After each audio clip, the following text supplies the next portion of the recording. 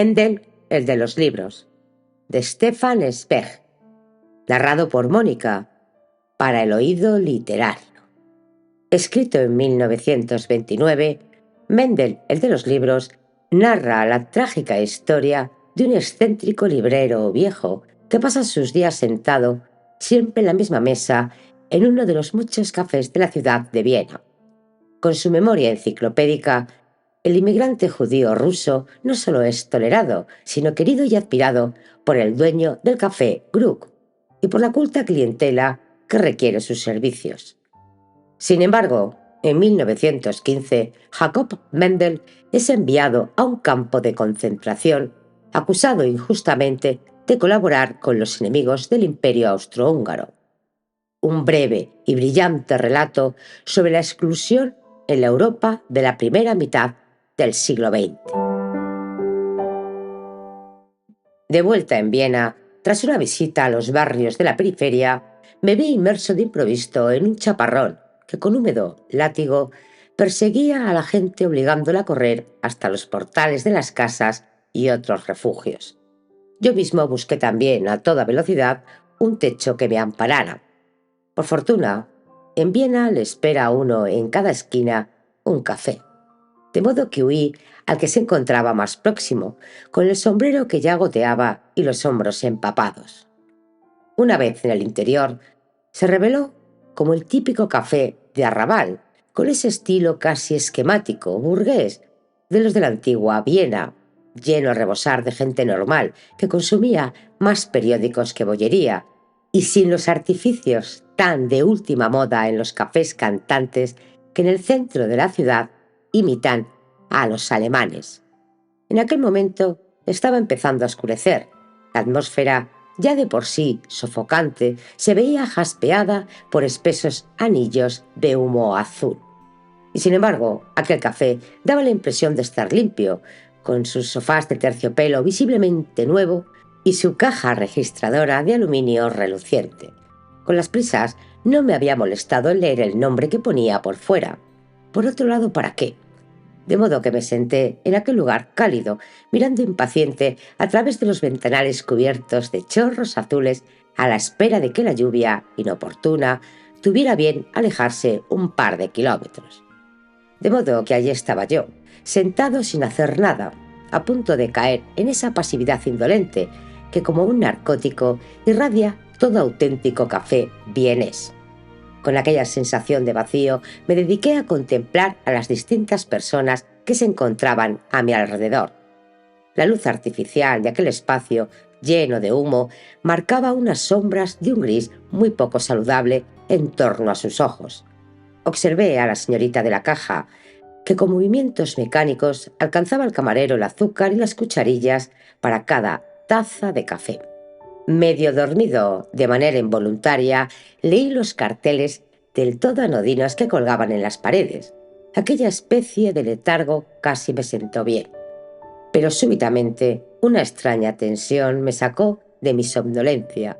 Una imprecisa inquietud despertaba en mi interior, como lo hace un pequeño dolor de muelas del que aún no se sabe uno si procede de la parte izquierda o de la derecha, de la mandíbula inferior o de la superior. Tan solo sentí una sorda impaciencia, una intranquilidad espiritual, pues de pronto, no sabría decir por qué, fui consciente de que ya debía de haber estado allí en alguna ocasión, hacía años, y de que algún recuerdo debía de unirme a aquellas paredes, aquellas sillas, aquellas mesas, aquel espacio envuelto en humo. Pero cuanto más me esforzaba por alcanzar aquel recuerdo, con mayor malicia y de modo más escurridizo se me escapaba, como una medusa brillando incierto en el estrato más profundo de la conciencia y, sin embargo, imposible de atrapar. En vano fijé la mirada en cada objeto que había en aquel local. Es cierto que algunas cosas no las conocía, como la caja registradora con su resorte tintineante o el revestimiento marrón de las paredes de falsa madera de palisandro. Todo aquello debían de haberlo colocado más tarde.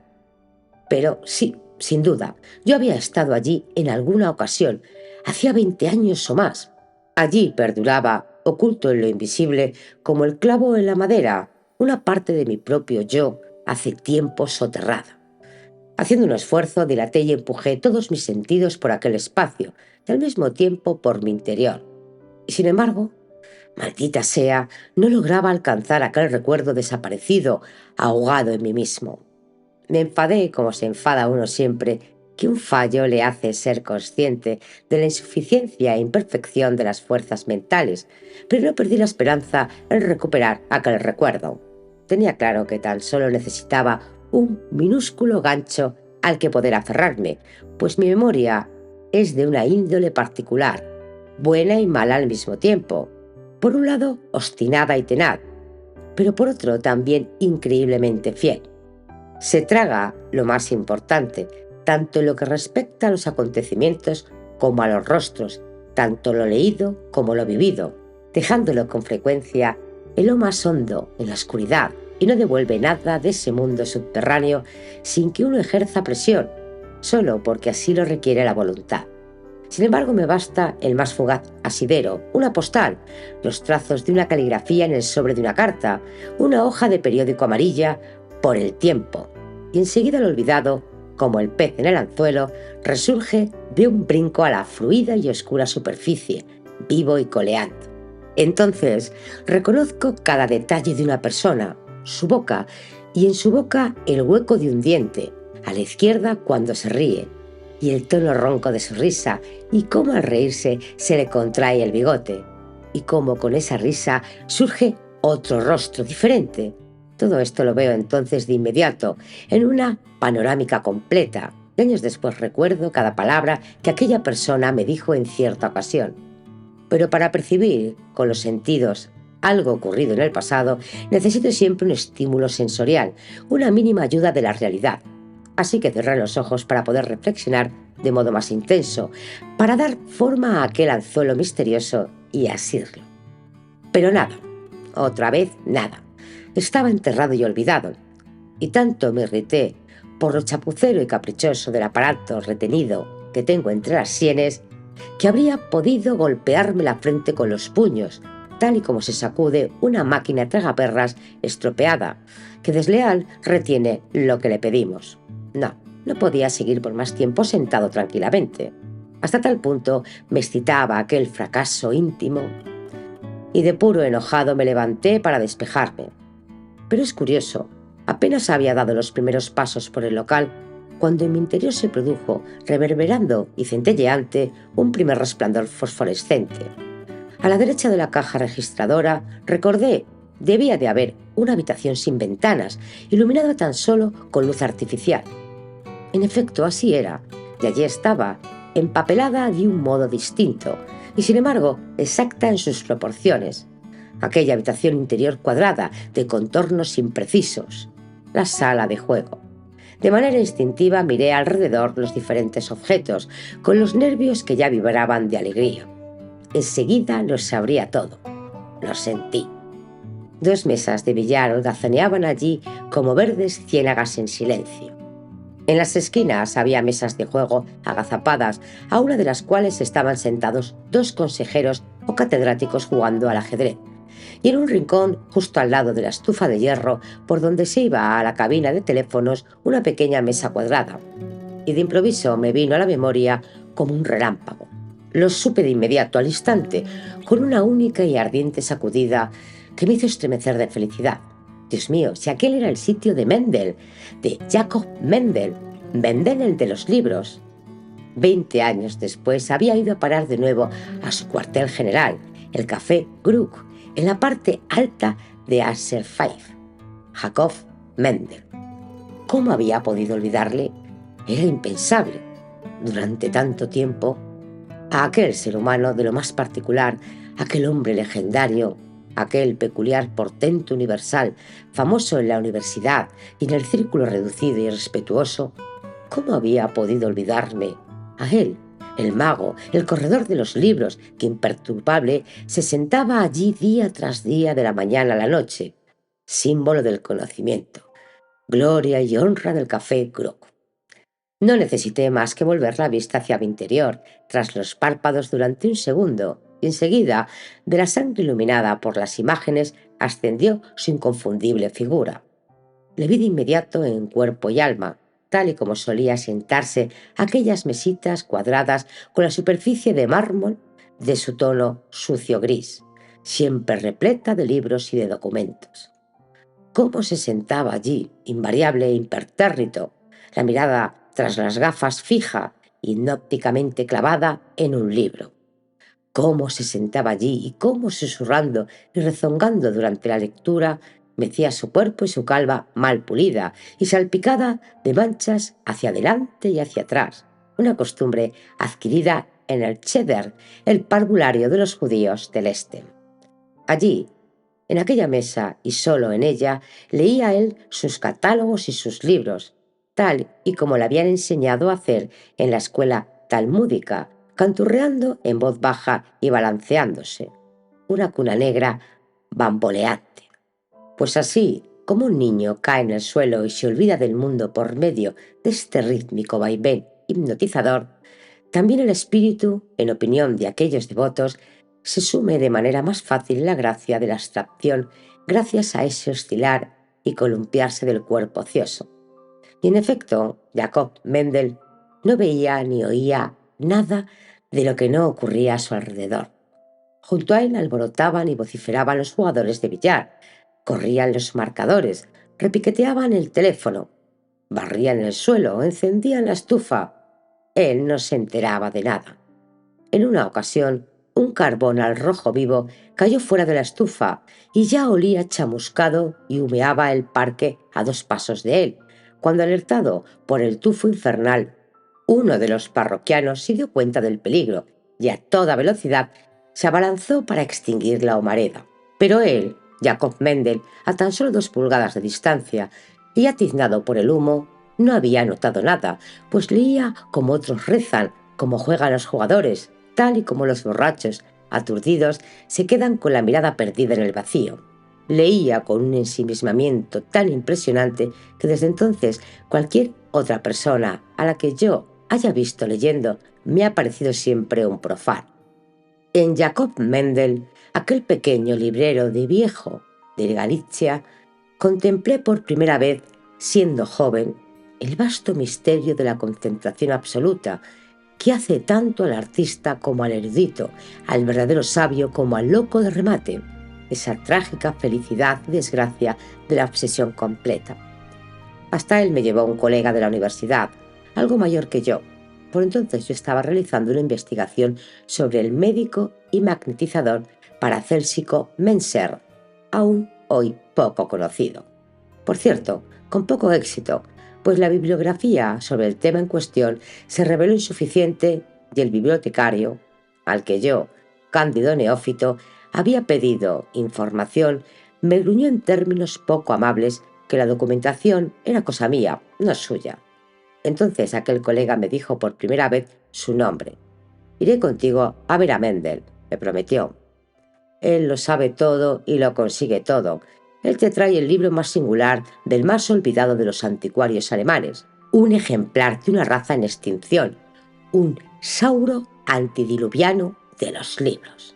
De modo que fuimos los dos al café Grunch, y mira por dónde, allí estaba sentado Mendel, el de los libros, con las gafas puestas, la barba desaliñada, vestido de negro.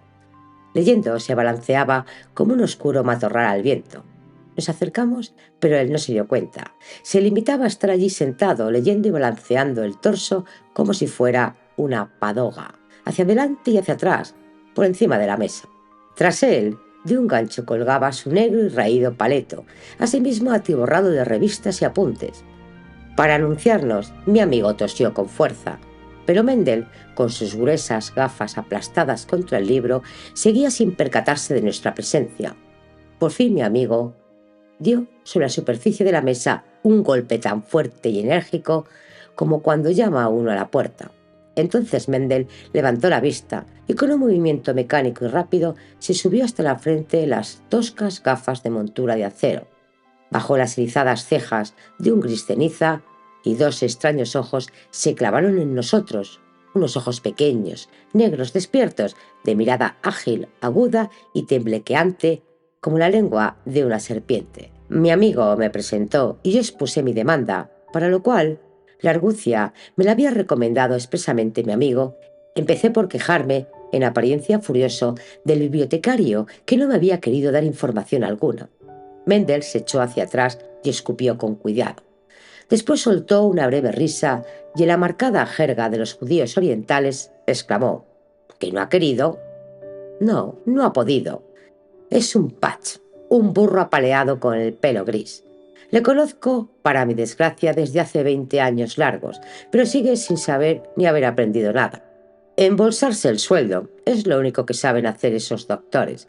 Deberían acarrear piedras en lugar de andar metidos entre libros. Con esta enérgica descarga afectiva se había roto el hielo y un bondadoso ademán de su mano me invitó por primera vez a acercarme a aquella mesa de mármol cuadrada repleta de notas, aquel altar de revelaciones bibliófilas aún desconocido para mí. Expliqué al instante mis deseos. Las obras contemporáneas son magnetismo, así como son todos los libros y polémicas posteriores a favor y en contra de Menser. En cuanto terminé, Mendel cerró durante un segundo el ojo izquierdo, igual que un arcabucero antes de disparar. Pero de verdad, aquel gesto de concentrada atención duró tan solo un segundo. Después enumeró de inmediato y con fluidez, como si estuviera leyendo en un catálogo invisible, 2 o 3 docenas de libros, cada uno de ellos con el lugar de publicación, la fecha y el precio aproximado. Me quedé perplejo. Aunque venía preparado, no esperaba algo así. Sin embargo, mi estupefacción pareció agradarle, pues al instante siguió tocando en el teclado de su memoria las más asombrosas variaciones sobre mi tema. Me preguntó si quería saber también algo sobre el sonambulismo, sobre los primeros ensayos con la hipnosis y sobre Grabner, sobre el exorcismo, la ciencia cristiana y la Blavatsky. De nuevo los nombres, los títulos, las descripciones estallaron chisporroteando. Solo entonces comprendí con qué prodigio único de la memoria había topado en la persona de Jakob Mendel. Realmente se trataba de una enciclopedia, de un catálogo universal sobre 2 piernas. Obnubilado por completo, me quedé mirando a aquel fenómeno bibliográfico, camuflado bajo la envoltura insignificante, incluso algo grasienta, de un pequeño librero viejo de Galicia, el cual, tras haberme soltado unos 80 nombres, al parecer sin darle importancia, pero en su interior satisfecho por el triunfo jugado, se limpiaba las gafas con un pañuelo de bolsillo que quizá en otro tiempo fuera blanco. Para disimular un poco mi asombro, le pregunté con timidez cuáles de entre todos aquellos libros podía conseguirme. Pues veamos lo que se puede hacer, refunfuñó. Vuelva por aquí mañana. Mendel, entre tanto, le conseguirá algo. Y lo que no se encuentre, lo hallaré en otro sitio. Cuando uno tiene sechet, también tiene suerte. Le di las gracias con educación y acto seguido, por pura amabilidad, cometí una enorme estupidez, pues le propuse apuntarle en una hoja los títulos de los libros que deseaba. En el mismo instante noté que mi amigo me daba un codazo de advertencia, pero era demasiado tarde. Mendel ya me había lanzado una mirada. ¡Qué mirada! A un tiempo triunfal y ofendida, burlona y de superioridad. Una mirada francamente regia, la mirada del Macbeth shakespeariano, cuando Macbeth pretende que el héroe invencible se entregue sin combatir. Después dejó escapar otra breve carcajada. La gran nuez en su garganta gorgoteó arriba y abajo de una manera furiosa. Al parecer se había tragado con esfuerzo una palabra grosera, y Mendel, aquel hombre bueno y formal, habría tenido razón de haber soltado cualquier ordinariez que se le hubiera ocurrido, pues solo un extraño, un ignorante, un amborez, como él mismo decía, podía hacerle a él, a Jakob Mendel, una proposición tan humillante. anotarle a él, a Jacob Mendel, el título de un libro como si fuera el aprendiz de una librería o el bedel de una biblioteca, como si aquella inigualablemente libresca, diamantina, hubiera tenido que echar mano jamás de un recurso semejante tan vulgar. Solo más tarde comprendí hasta qué punto había ofendido su genio singular con aquel amable ofrecimiento, pues Jacob Mendel, aquel judío de Galicia, pequeño, comprometido, envuelto en su barba y además jorobado, era un titán de la memoria. Tras aquella frente calcárea, sucia, cubierta por un musgo gris, cada nombre y cada título que se hubieran impreso alguna vez sobre la cubierta de un libro se encontraban formando parte de su imperceptible comunidad de fantasmas, como acuñados en acero. De cualquier obra que hubiera aparecido lo mismo hacía 2 días que 200 años, conocía de un golpe el lugar de publicación, el editor, el precio, nuevo o el del anticuario. Y de cada libro recordaba con una precisión infalible al mismo tiempo la encuadernación, las ilustraciones y las separatas en facsímil. Veía cada obra, lo mismo daba que lo hubiera tenido en sus manos o que solo lo hubiera entrevisto una ocasión y de lejos en un escaparate o una biblioteca. Con la misma claridad con la que el artista ve sus creaciones interiores aún invisibles para el resto del mundo. Recordaba, por ejemplo, que un libro aparecía en oferta en el catálogo de un anticuario de Ratisbona por unos 6 marcos y de inmediato por ese mismo libro se habría podido adquirir en un ejemplar diferente hacía 2 años en una subasta en Viena por 4 coronas. Y a la vez se acordaba también del comprador. No, Jacob Mendel no se olvidaba nunca de un título, de una cifra. Conocía cada planta, cada infusorio, cada estrella del cosmos perpetuamente sacudido y siempre agitado del universo de los libros.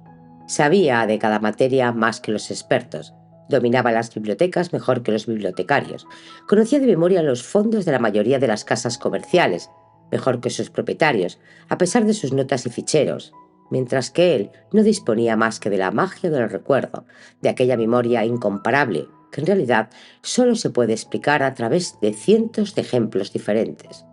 Por cierto, que aquella memoria solo había podido ejercitarse y formarse de aquella manera diabólicamente infalible por medio del eterno secreto de cualquier perfección, la concentración.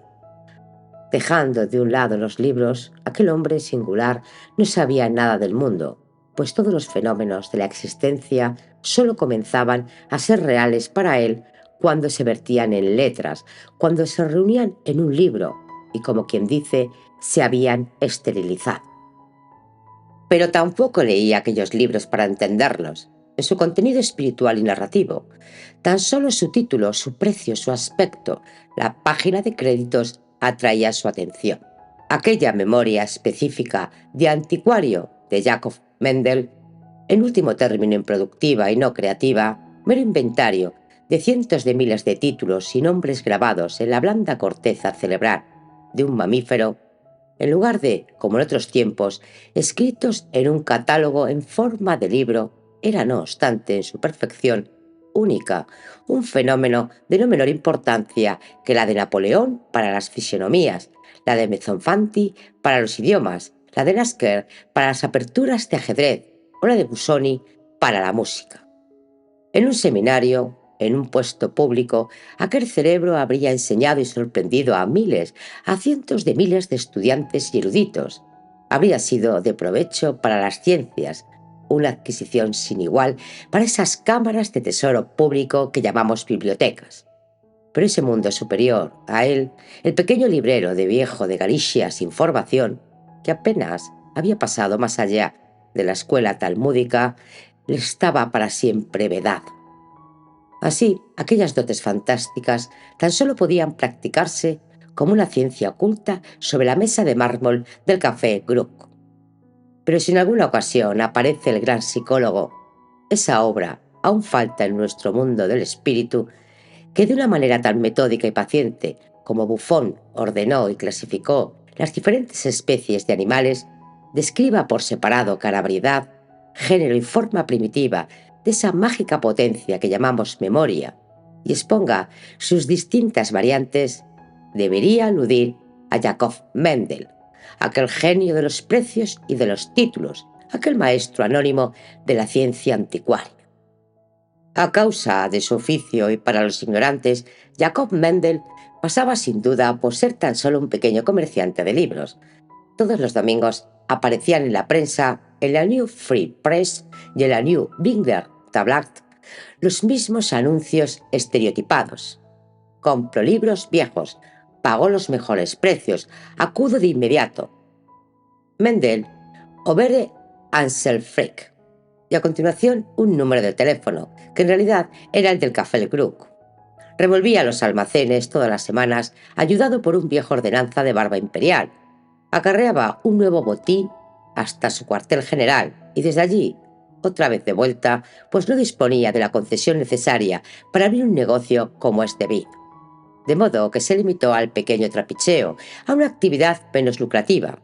Los estudiantes le vendían los libros de texto, que por sus manos pasaban de un curso al siguiente. Además, por un pequeño coste adicional, gestionaba y conseguía cualquier libro que uno buscara. Con él, un buen consejo era barato. El dinero no tenía espacio alguno dentro de su mundo, pues nunca se le había visto más que con la misma chaqueta raída por la mañana, por la tarde y por la noche, consumiendo su leche y sus 2 panes, comiendo al mediodía algún bocado que le traían de la casa de huéspedes. No fumaba, no jugaba. Sí, se puede decir que no vivía. Tan solo aquellos 2 ojos, tras las gafas, estaban vivos y alimentaban con palabras, títulos y nombres el cerebro de aquel ser enigmático. Y la masa blanda, fértil, absorbía con ansia aquella plétora, como una pradera, las miles y miles de gotas de la lluvia. Las personas no le interesaban, y de todas las pasiones humanas, tal vez solo conocía una, por cierto, la más humana de todas, la vanidad. Cuando alguien acudía a él para que le proporcionara una información, cansado y habiendo buscado ya en otros cientos de lugares, y él podía darle a la primera aquel dato, solo eso le suponía una satisfacción, un placer. Y tal vez también el hecho de que en Viena y en el extranjero hubiera una docena de personas que respetaban sus conocimientos y los necesitaban.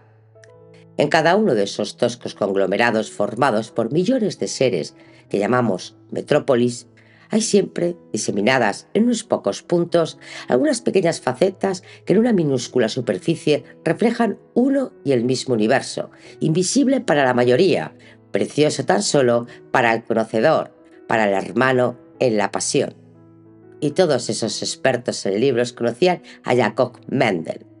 De la misma manera que cuando uno quería un consejo sobre una partitura, se dirigía a la Sociedad de Amigos de la Música para ver a Eusebio, que amablemente estaba allí sentado con su gorrilla gris, en medio de sus documentos y notas, y en cuanto alzaba los ojos, resolvía sonriendo el problema más difícil, de la misma manera que hoy en día cualquiera que necesite una aclaración sobre el antiguo teatro y la cultura vieneses se dirige de manera indefectible al omnisciente padre Glossi, los pocos bibliófilos ortodoxos de Viena, en cuanto se les presentaba un hueso especialmente duro de roer, y peregrinaban con la misma confianza natural hasta el café Grunks para ver a Jacob Mendel.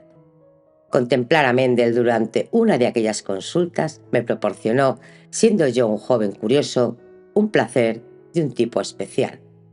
Mientras que por lo general, cuando se le presentaba un libro menor, cerraba la cubierta con desprecio y sin más murmuraba 2 coronas, ante cualquier rareza o algo único se echaba hacia atrás lleno de consideración, poniendo debajo una hoja de papel, y uno podía ver cómo de pronto se avergonzaba de sus dedos sucios, cubiertos de tinta, y de sus uñas negras. Después, tierno, cuidadoso, hojeaba el raro ejemplar con un enorme respeto, página por página. Nadie podía molestarle en un instante como aquel, como tampoco a un verdadero creyente durante una oración. Y de hecho, aquella manera de mirar, de rozar, de olfatear y sopesar, cada una de aquellas acciones por separado, tenía algo del ceremonial, de la sucesión regulada por el culto de un acto religioso. La espalda encorvada se movía de aquí para allá, al tiempo que él murmuraba y refunfuñaba, Se rascaba la cabeza, soltaba extraños y primitivos sonidos vocálicos, unos prolongados, casi estremecidos. ¡Ah! Y ¡oh! De absorta admiración, y después de nuevo un rápido y horrorizado ¡ay! O un ¡ay! ¡Ahí va! Cuando faltaba una página o resultaba que una hoja se le había comido la carcoma. Por fin, respetuoso, acunaba el mamotreto sobre su mano, orisqueaba y humeaba el tosco paralelepípedo con los ojos semicerrados, no menos conmovido que una muchacha sentimentaloide frente a un nardo.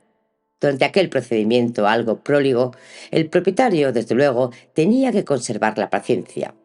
Pero una vez terminado el examen, Mendel daba de buena gana, sí, casi entusiasmado, toda la información a la que se añadían inevitables y abundantes anécdotas, además de informes dramáticos sobre los precios de ejemplares similares.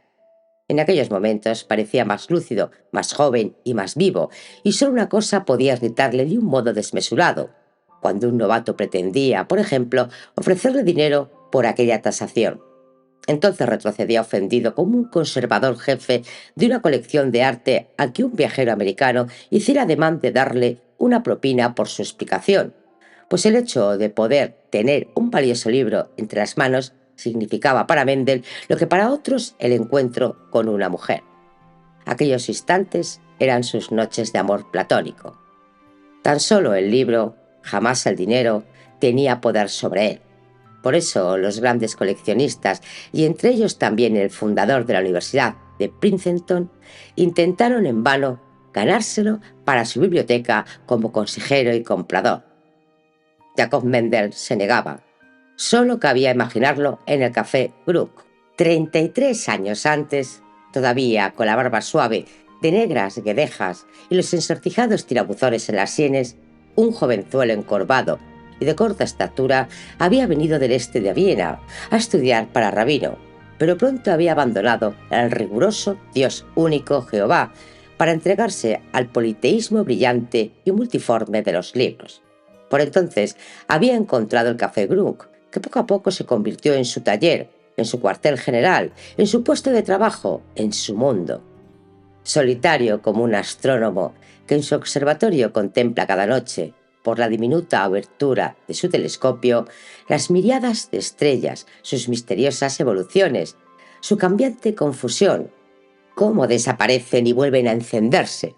Jacob Mendel miraba a través de sus gafas y desde aquella mesa cuadrada ese otro universo de los libros, que asimismo gira eternamente y renace transformado aquel mundo sobre nuestro mundo. Es obvio que en el Café Grunge, cuya fama se unió para nosotros aún más a su cátedra imperceptible que a la figura que le daba nombre, el eminente músico Christopher Willibald Gluck, compositor de Alcestes y de Ifigenia, se le tenía en muy alta consideración. Formaba parte del inventario, igual que la vieja caja registradora de madera de cerezo, los dos billares mal remendados o la cafetera de cobre. Protegían su mesa como si fuera un santuario, pues cada vez que aparecían sus numerosos clientes e informadores eran instados amablemente por el personal a hacer alguna consumición, de modo que la mayor parte de su margen de ganancia fluía en realidad hacia la voluminosa cartera de cuero de Dubler, el jefe de camareros, que llevaba en torno a las cadenas. Por ello Mendel gozaba de múltiples privilegios. El teléfono para él era gratis, le llevaban el correo y le hacían los recados. La buena mujer encargada de los aseos le cepillaba el abrigo, le cosía los botones y cada semana le llevaba un pequeño atillo a lavar. Solo a él le traían de la vecina casa de huéspedes el almuerzo del mediodía y cada mañana el señor Stanhunter, el propietario, venía en persona hasta su mesa y le saludaba. Por cierto que la mayoría de las veces sin que Jacob Mendel, enfrascado en sus libros, se diera cuenta.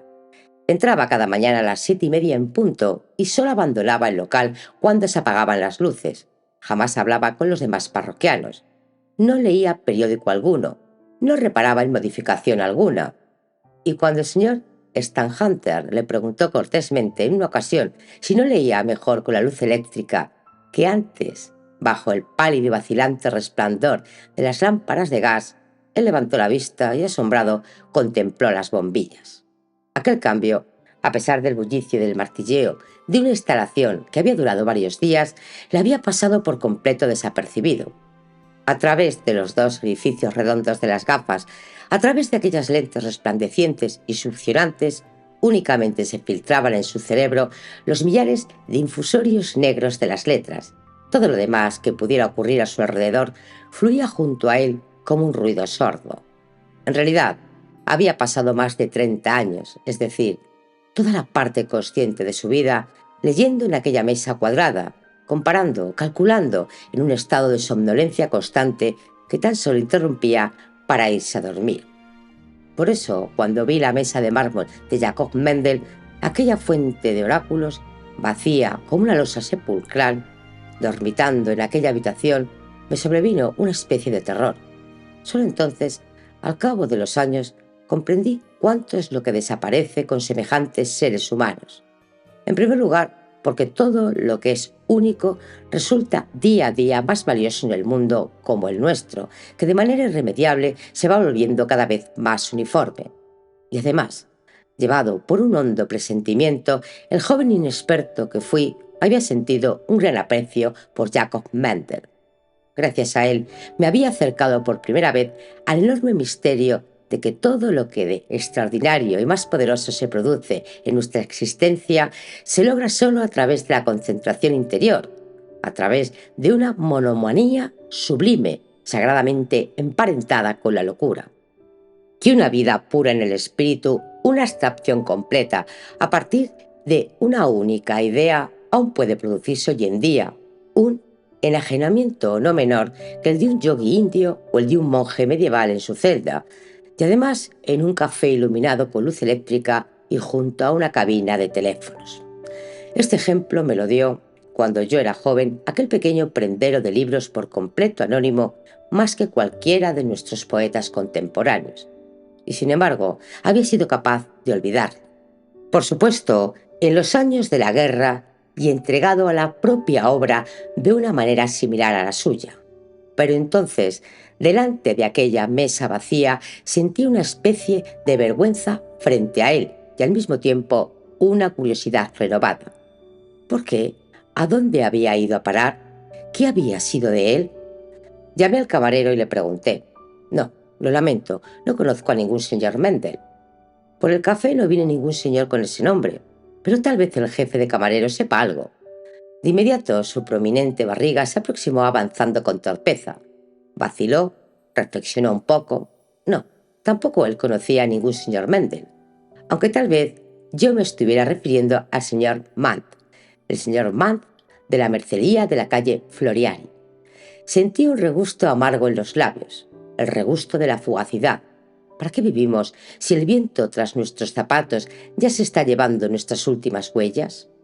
Durante 30 años, tal vez 40, una persona había respirado, leído, pensado, hablado en aquella habitación de unos cuantos metros cuadrados, y bastaba con que pasaran 3 o 4 años, que viniera un nuevo faraón y ya no se sabía nada de José. En el Café Gluck ya no sabía nada de Jacob Mendel, de Mendel el de los libros. Casi con rabia pregunté al jefe de camareros si no podría hablar con el señor Steinharter, si no quedaba alguien del viejo personal en la casa. «Oh, el señor Steinharter. Oh, Dios mío, hace tiempo que vendió el café. Ha muerto, y el anterior jefe de camareros vive ahora en su pequeña propiedad cerca de Krems. No, no queda nadie. Oh, sí, claro, aún está la señora Sorchik, la encargada de los aseos, alias la vendedora de chocolate, pero ella aseguró que no puede acordarse de los distintos clientes. Pensé enseguida que a un Jacob Mendel no se le olvidaba, e hice que la llamaran. La señora Sporchit, con el cabello blanco, desgreñada, llegó de sus arcanos aposentos dando pequeños pasos hidrópicos y frotándose aún las manos rojas con un trapo a toda prisa. Era evidente que acababa de restregar su turbio cubil o de limpiar las ventanas. Por su manera insegura de comportarse me di cuenta enseguida de que le resultaba desagradable que la llamaran así de repente, para que saliera bajo las grandes bombillas a la parte noble del café. Los vieneses husmean de inmediato detectives y policías en cuanto alguien desea interrogarles.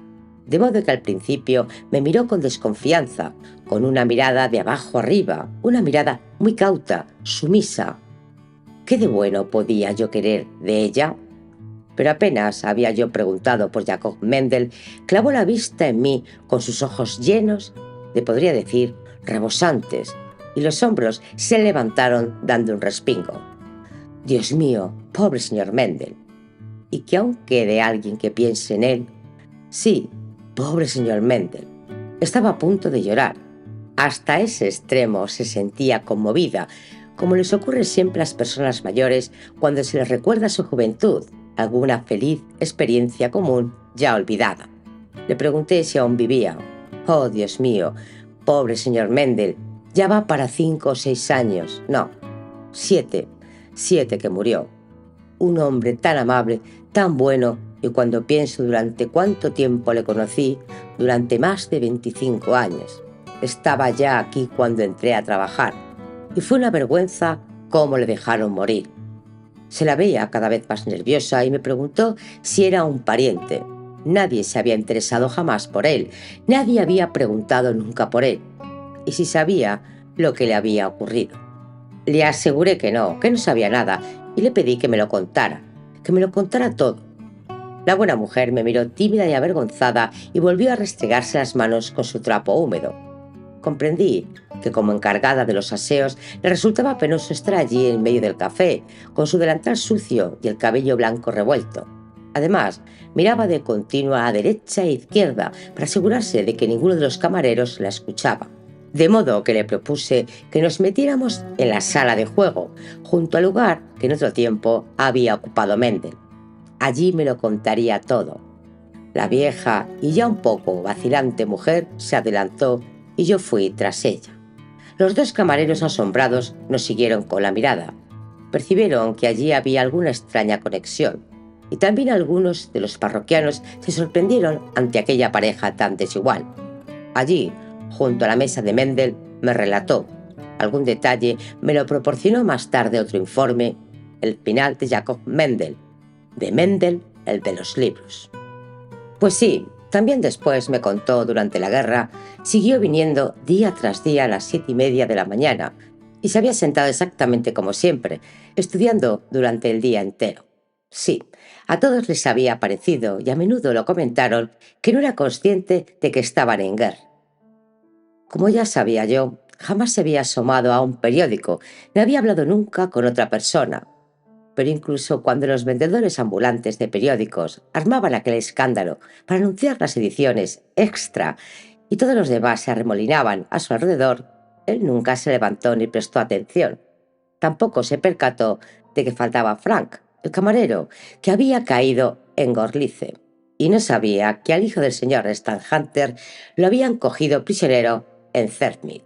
Nunca dijo una palabra acerca de que el pan se volviera cada vez más miserable, ni de que en lugar de leche tuvieran que traerle aquel horrible brebaje de café de higos.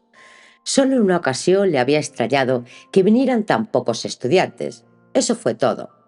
Dios mío, pobre hombre, fuera de sus libros nada le alegraba ni le preocupaba. Pero entonces un día ocurrió la desgracia. Hacia las 11 de la mañana, a plena luz del día, vino un gendarme con un miembro de la policía secreta que mostró la insignia en el ojal y preguntó si por allí solía ir un tal Jacob Mendel. Después se habían dirigido hacia la mesa de Mendel, y él, aun sin darse cuenta de nada, había creído que querían venderle algunos libros o preguntarle algo. Pero enseguida le conminaron a acompañarlos y se lo llevaron. Fue una vergüenza para el café. Todo el mundo se colocó en torno al pobre señor Mendel, tal y como estaba, allí entre aquellos dos hombres, con las gafas sobre el cabello, mirando a un lado y a otro, de un hombre a otro, y sin saber lo que querían de él. Pero ella, de sopetón, le había soltado al gendarme que debía de tratarse de un error, que un hombre como el señor Mendel no podía hacerle daño ni a una mosca. Entonces el de la policía secreta le había gritado que no se inmiscuyera en los asuntos oficiales. Después se lo habían llevado y durante mucho tiempo no volvió a aparecer por allí, durante 2 años. Aún hoy ignoraba ella qué era lo que entonces habían querido de él. «Pero le juro», dijo emocionada la vieja mujer, «que el señor Mendel no pudo haber hecho nada malo. Aquellos dos cometieron un error. Sobre eso pongo la mano en el fuego. Fue un crimen contra el pobre hombre inocente. Un crimen». La buena y conmovedora mujer tenía razón. Es verdad que nuestro amigo Jacob Mendel no había cometido ningún delito. Tan solo no fue sino hasta más tarde que me enteré de todos los detalles, una terrible estupidez, una estupidez impresionante, una estupidez por completo inverosímil justo en aquellos años demenciales, algo que solo se explica por el perfecto ensimismamiento en el que se sumía, porque aquel personaje único estaba en la luna. Había ocurrido lo siguiente. En la oficina militar encargada de la censura, de vigilar toda la correspondencia con el extranjero, habían interceptado un buen día una postal escrita y firmada por un tal Jacob Mendel, franqueada al extranjero de acuerdo con la normativa vigente, pero caso increíble, dirigida a un país enemigo. Una postal a la atención de Jean Labourdieu, un librero, en París, en la que un tal Jacob Mendel se quejaba de que no había recibido los últimos 8 números del Boletín Biográfico de la Francia, a pesar de haber abonado previamente la suscripción anual. El empleado de la censura, un subalterno de servicio, profesor de instituto especializado en filología románica, al que le habían plantado el uniforme azul de la reserva, se quedó perplejo cuando aquel escrito llegó a sus manos. Una broma estúpida, pensó. Entre las 2000 cartas que cada semana registraba y examinaba en busca de notificaciones poco claras y giros sospechosos de espionaje, jamás hasta entonces había descubierto un hecho tan absurdo como aquel de que alguien enviara desde Austria una carta a Francia de manera tan despreocupada, es decir, que alguien echara al buzón, así como así, y tan tranquilo, una carta dirigida a una potencia enemiga, como si la frontera desde 1914 no estuviera ribeteada con alambradas de espino, o como si cada día que Dios ha creado, Francia, Alemania, Austria y Rusia no redujeran sus respectivas poblaciones masculinas en un par de miles de soldados. En un principio había guardado la postal como una curiosidad en uno de los cajones de su escritorio, sin informar a sus superiores de aquel absurdo. Pero al cabo de unas semanas llegó otra postal del mismo Jacob Mendel, dirigida a un librero llamado John, de Hosmond Square, Londres, preguntando si no le podía enviar los últimos números del Antiquarian. De nuevo estaba firmada por el mismo extraño individuo, Jacob Mendel, quien con una ingenuidad conmovedora había añadido su dirección completa. Pero esta vez, aquel profesor de instituto, cosido al uniforme, se sintió incómodo. ¿Acaso se ocultaba algún misterioso sentido cifrado tras aquella broma chapucera? En cualquier caso, se levantó y tras chocar ambos tacones, le puso al comandante aquellas 2 postales sobre la mesa. El comandante levantó los hombros. Un caso singular. Por lo pronto, avisó a la policía para que investigara si de verdad existía aquel Jacob Mendel. Una hora después, Jacob Mendel ya había sido arrestado y conducido, tambaleándose aún por la sorpresa ante el comandante, que le presentó las enigmáticas postales y le preguntó si reconocía ser el remitente. Excitado por el tono severo y sobre todo porque le habían sacado de su madriguera durante la lectura de un importante catálogo, Mendel se puso a vociferar casi de modo grosero que claro que había escrito aquellas tarjetas. Tenía uno derecho a reclamar una suscripción que ya había pagado. El comandante, inclinándose hacia adelante en el sillón, se dirigió al teniente de la mesa contigua. Ambos se miraron guiñándose los ojos en un gesto de complicidad. Un loco de remate. Después el comandante reflexionó sobre si debía limitarse a gruñirle al mentecato aquel y echarlo de allí, o si debía tomarse el caso en serio. En cualquier oficina pública, cuando se presentan semejante apuros, ante los que no se sabe qué hacer, suele uno decidirse casi siempre por abrir un expediente. Un expediente siempre está bien. Si no sirve para nada, no importa. Tan solo se ha rellenado un pliego de papel entre millones. Pero en este caso se perjudicó, por desgracia, a un pobre hombre despistado, pues al hacerle la tercera pregunta salió a la luz un dato de consecuencias funestas. Se le pidió en primer lugar que diera su nombre, Jacob, para ser exactos, Jacob Mendel. Profesión: vendedor ambulante. Es decir, que no tenía licencia como librero, solo un carné de vendedor ambulante. Con la tercera pregunta se produjo la catástrofe. Lugar de nacimiento: Jacob Mendel dio el nombre de una pequeña localidad cerca de Petrikau. El comandante alzó las cejas. Petrikau. ¿No está eso en la Polonia rusa cerca de la frontera? Sospechoso, muy sospechoso. De modo que en un tono aún más severo inquirió cuándo había obtenido la nacionalidad austriaca. Las gafas de Mendel se clavaron en él con una mirada oscura, asombrada. No acababa de comprender. Demonios, que si tenía sus papeles, sus documentos, ¿y dónde? No tenía más que el carné de vendedor ambulante. El comandante alzó cada vez más las arrugas de la frente. Debía aclarar de una vez por todas el asunto de su nacionalidad. ¿Y qué había sido su padre, austriaco o ruso? Con toda calma, Jacob Mendel contestó que naturalmente ruso. ¿Y él? ¡Ay! Él había pasado la frontera rusa de contrabando hacía 33 años para no tener que prestar servicio militar. Desde entonces vivía en Viena. El comandante se impacientó cada vez más. ¿Cuándo había obtenido la nacionalidad austriaca? ¿Para qué?, preguntó Mendel. Nunca se había preocupado por esas cosas, de modo que seguía siendo ruso.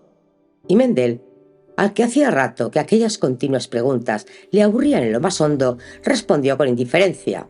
La verdad es que sí. El comandante, asustado, se echó hacia atrás de una manera tan violenta que el sillón crujió. De modo que esto podía ser. En Viena, en la capital de Austria, en plena guerra, a finales de 1915, después de Talnov y de la gran ofensiva, un ruso se paseaba sin que nadie le molestara, escribía cartas a Francia e Inglaterra, y la policía no se preocupaba de nada. Y en los periódicos los muy idiotas se sorprendían de que Konrad no hubiera llegado directamente hasta Varsovia. Y en el Estado Mayor se asombraban cada vez más que un movimiento de tropas era comunicado por espías a Rusia. También el teniente se había levantado y se colocó ante la mesa.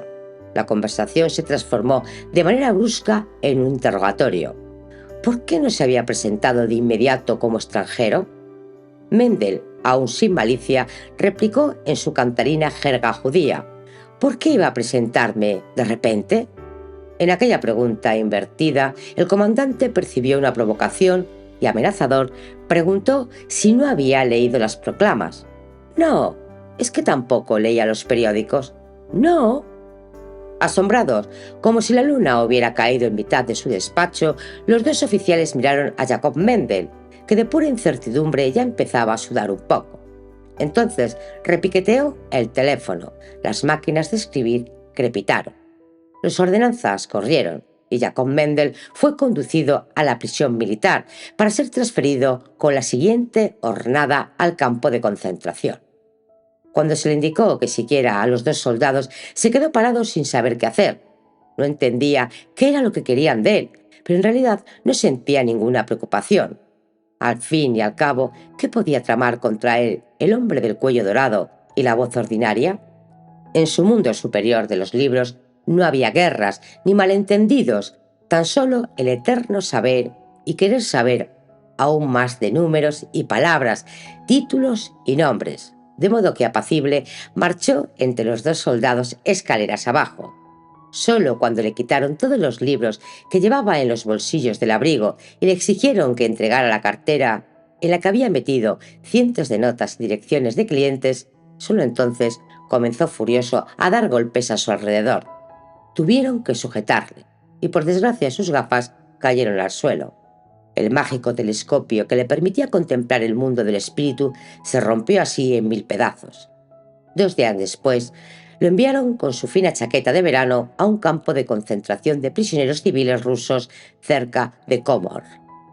Los sufrimientos espirituales que tuvo que padecer Mendel durante esos 2 años en el campo de concentración, sin libros, sin sus amados libros, sin dinero, en aquella inmensa jaula humana en medio de sus compañeros, indiferentes, ordinarios, la mayoría analfabetos, lo que hubo de sufrir allí, separado de su mundo, el mundo superior y único de los libros, como un águila con las alas cortadas respecto a su elemento, el éter, sobre esto no hay testimonios. Pero poco a poco este mundo, desengañado por su propia demencia, sabe que de todas las atrocidades y abusos criminales de esta guerra, ninguno ha sido más absurdo, más infundado y por lo tanto menos disculpable desde el punto de vista moral que la detención y confinamiento tan alambradas de espino de civiles desprevenidos, muy lejos ya de la edad reglamentaria para prestar servicio en el ejército, personas que durante muchos años habían vivido en un país extranjero como en una patria y que por creer en el derecho de hospitalidad, sagrado hasta para los tungusus y los araucanos, perdieron la oportunidad de escapar a tiempo.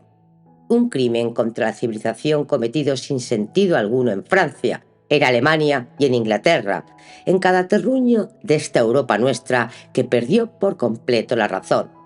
Y quizá Jacob Mendel, como otros cientos en aquel cercado, habría sucumbido de manera miserable ante el desvarío, bien de disentería, de inanición o por trastorno mental, si justo a tiempo una casualidad auténticamente austriaca, no lo hubiera llevado de nuevo a su mundo.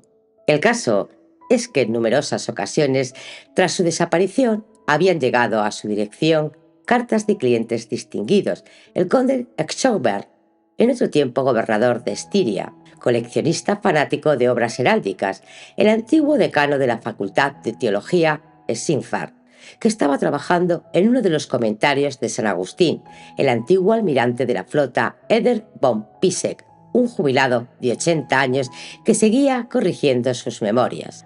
Todos ellos, sus fieles clientes, habían escrito repetidas veces a Jacob Mendel en el Café Group, y algunas de aquellas cartas le fueron enviadas al desaparecido hasta el campo de concentración. Allí cayeron en manos del capitán, un hombre casualmente de buenas intenciones, que se quedó admirado de las relaciones de aquel sucio judío medio ciego, que desde que se había roto las gafas, no tenía dinero para conseguir unas nuevas, se quedaba en un rincón, acurrucado como un topo, gris, sin ojos y mudo. Quien tenía semejantes amigos debía de ser algo especial, de modo que permitió que Mendel respondiera a aquellas cartas y solicitara una recomendación a sus protectores.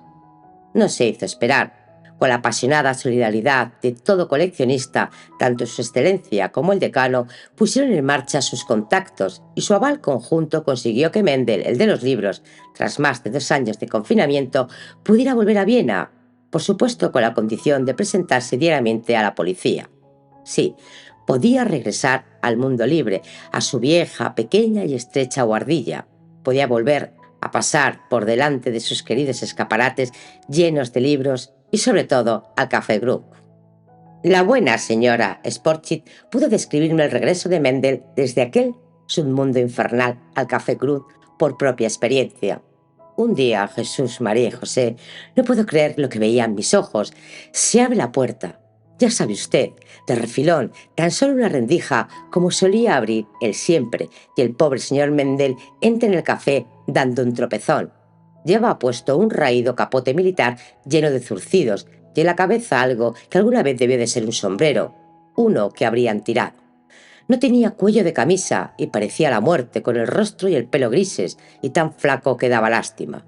Pero entra directo como si nada hubiera ocurrido. No pregunta nada, no dice nada.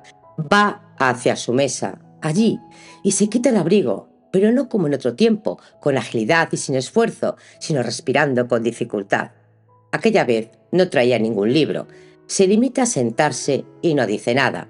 Tan solo clava la vista ante él con los ojos vacíos por completo, resecos. Solo poco a poco, cuando llevamos todo el paquete con los escritos que habían llegado para él desde Alemania, se puso de nuevo a leer, pero ya no era el mismo. No, no era el mismo. Ya no era el Miraculum Mundi, el mágico archivo de todos los libros. Todos aquellos que le vieron por entonces tristes me contaron lo mismo. Algo en su mirada, en otro tiempo tranquila, en aquella mirada que tan solo leía como en sueños, parecía destruido de manera irremediable.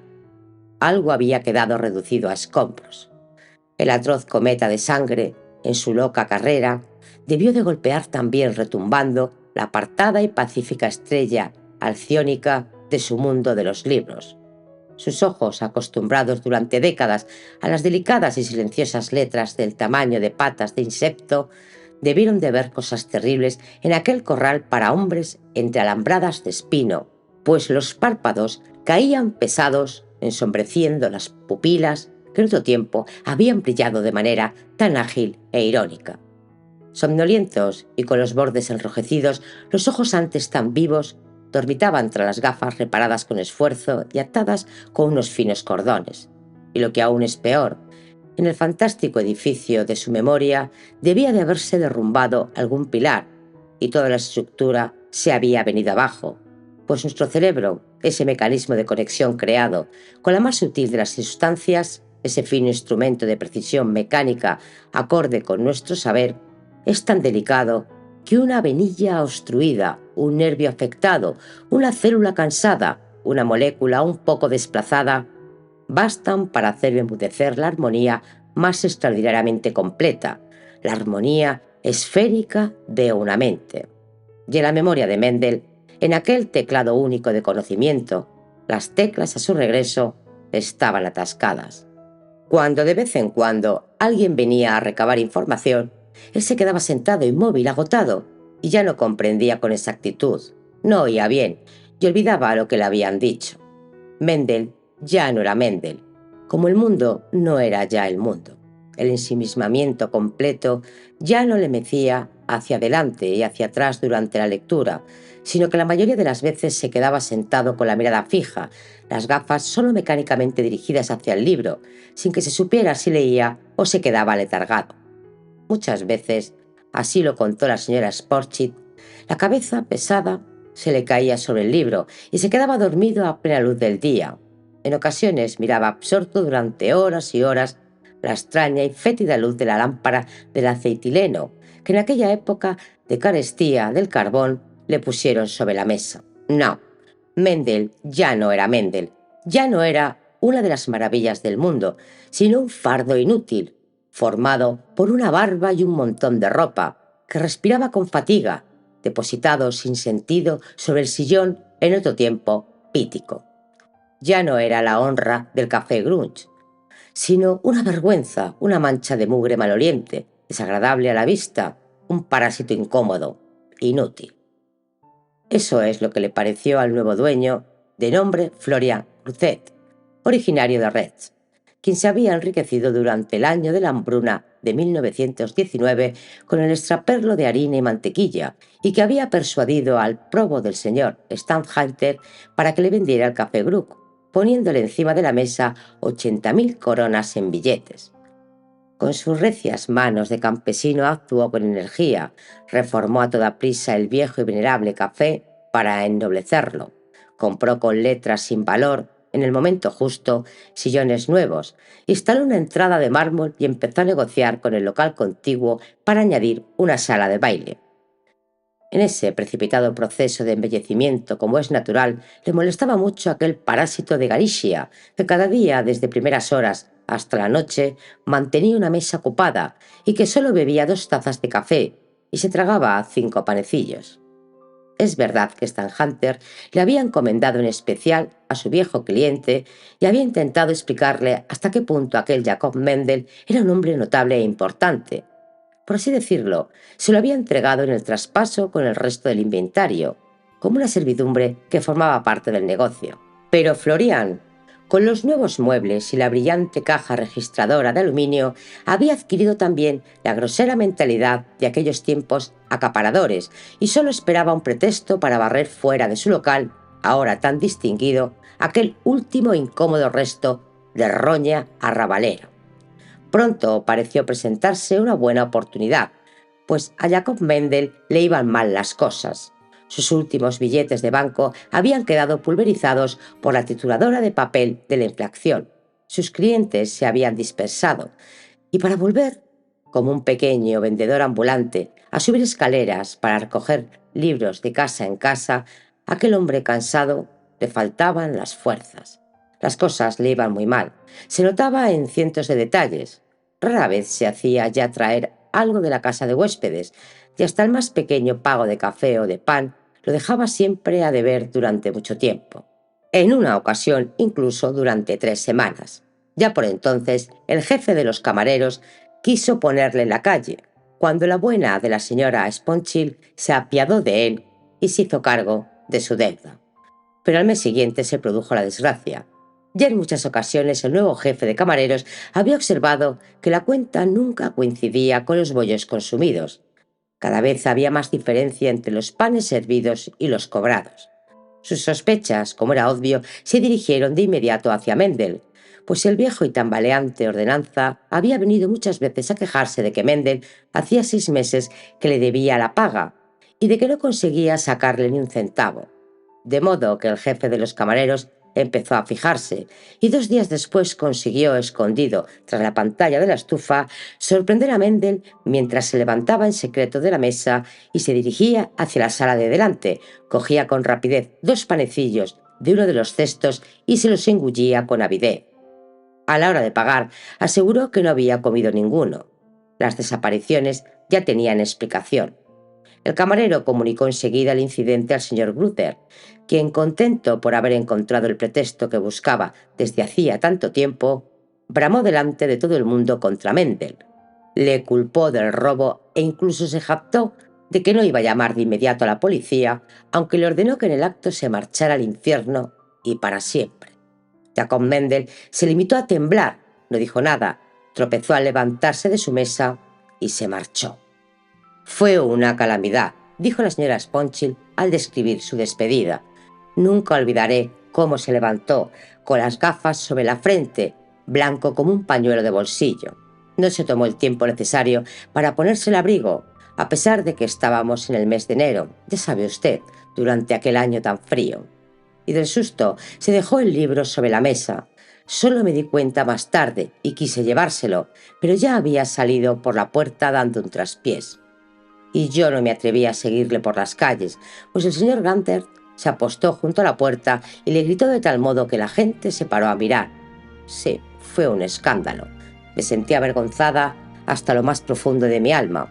Algo así no habría ocurrido jamás con el viejo señor Stangel, que a uno le echaran por un par de panecillos. Con él habría podido comer gratis durante toda su vida. Pero la gente de hoy en día no tiene corazón. Expulsar a alguien que se había sentado allí día tras día durante más de 30 años realmente es una vergüenza y no me gustaría tener que responder por ello ante Dios. No. La buena mujer se había alterado mucho y con la apasionada locuacidad propia de la edad volvió a repetir lo de la vergüenza y de lo que el señor Stanhunter no habría sido capaz de hacer así. De modo que al final tuve que preguntarle qué había sido de nuestro Mendel y si había vuelto a verle.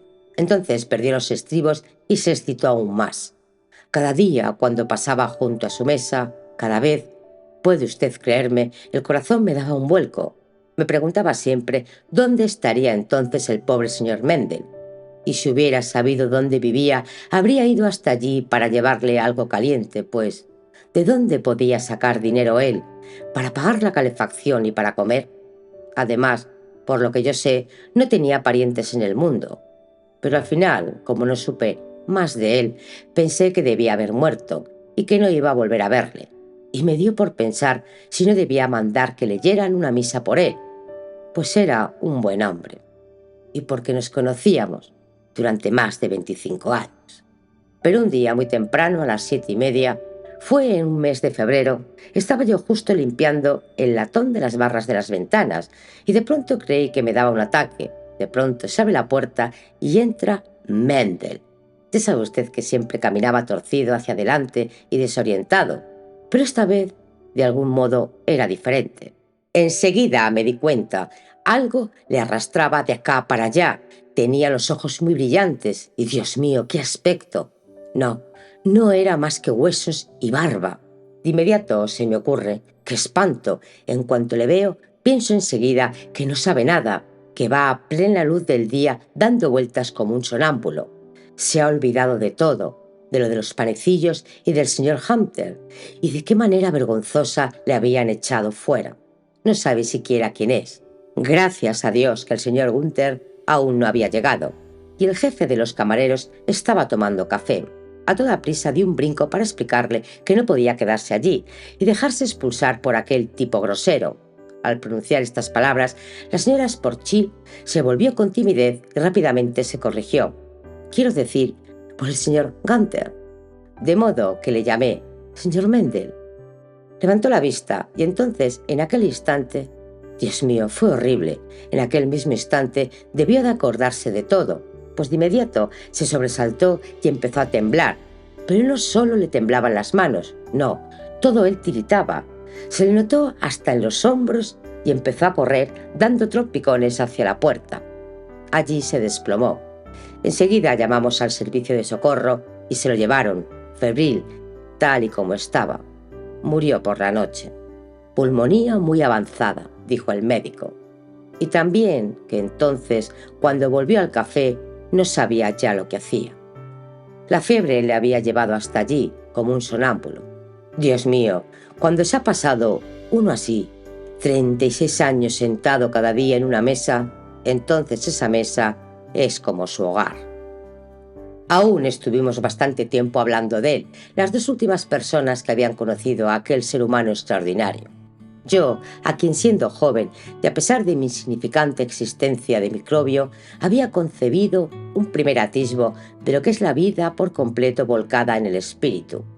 Y ella, aquella mujer pobre y consumida, la encargada de los aseos, que jamás había leído un libro, pero que se sentía unida a aquel camarada de su pobre mundo inferior, tan solo porque durante 25 años le había cepillado el abrigo y le había cosido los botones. Sin embargo, nos entendimos de maravilla junto a su vieja mesa abandonada, compartiendo aquella sombra a la que habíamos conjurado entre los dos, pues el recuerdo siempre une. Y un recuerdo afectuoso, doblemente. Y de pronto, en mitad de la conversación, la mujer se acordó de algo. Jesús, qué despistada, si aún tengo el libro que me dejó entonces sobre la mesa, ¿dónde habría podido llevárselo? Y después, como no se presentó nadie, después pensé que podría quedármelo como recuerdo. ¿Verdad? No he hecho mal. A toda prisa lo trajo de su cuchitril en la parte trasera. Y me costó reprimir una ligera sonrisa, pues el destino, siempre dispuesto al juego y a veces a lo irónico, le gusta mezclar malicioso, estremecedor y cómico. Se trataba del segundo libro de la Biblioteca Germana Erótica y Curiosa de Heinz, un compendio de literatura galante bien conocido por todo coleccionista.